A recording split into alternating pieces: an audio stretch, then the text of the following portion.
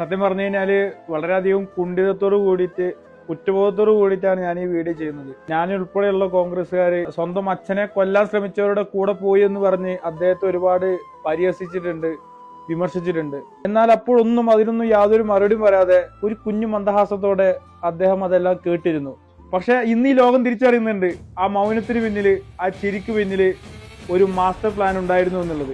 അല്പം സ്വല്പം വിടൽസും വിരട്ടലും വിരവേശലൊക്കെ ആയിട്ട് ഈ കേരളത്തിന്റെ എട്ടാപ്പട്ടത്ത് ഇരട്ടച്ചങ്കം കളിച്ചു നടന്ന പിണറായി വിജയനെ അങ്ങ് ദൂരെ ലണ്ടൻ സ്ക്വയറിൽ കോമാളി വേഷം കെട്ടിച്ച് ലോകത്തിന് മുമ്പിൽ പരിഹാസനാക്കി. അറിയാത്ത ഇംഗ്ലീഷ് പറയിപ്പിച്ച് ആ പാവം എ റഹീമിനെ കർണാടക അതിർത്തി വഴിയും സിപിഎമ്മിന്റെ ദേശീയ സെക്രട്ടറി എം.എ. ബേബിനെ വെല്ലവന്റെ അടുക്കളയിലെ പാത്രം കഴിപ്പിച്ചു. വീട്ടിൽ ചുമ്മാ ഇരുന്ന കെ ശൈലജയെ കൊണ്ട് പച്ചക്കള്ളവും മണ്ടത്തരവും പറയിപ്പിച്ചു, എയറിൽ കയറ്റി വിട്ടു. അവിടെയും തീർന്നില്ല കേട്ടോ ആ മകന്റെ പ്രതികാരം. ആദ്യം ബംഗാളികളെ കൊണ്ട് സ്വീകരണം ഏറ്റുവാങ്ങിച്ചു. പിന്നെ ഒരു വയസ്സായ പാവം മനുഷ്യനെ സ്റ്റേജിൽ കയറ്റി നാടകം കളിപ്പിച്ചു. രണ്ടാമതും എയറിൽ കയറ്റി വിട്ടു. സ്വന്തം അച്ഛനെ വേട്ടയാടിയവരെ തെരഞ്ഞു പിടിച്ച് ഓരോരുത്തരായി നാറ്റിച്ച് പ്രതികാരം വീട്ടുകയാണ് ആ മകൻ. ആ മകന്റെ അടുത്ത പ്രതികാരത്തിന് വേണ്ടിയിട്ട് കേരള ജനത ഒന്നാകെ കാത്തിരിക്കുകയാണ്.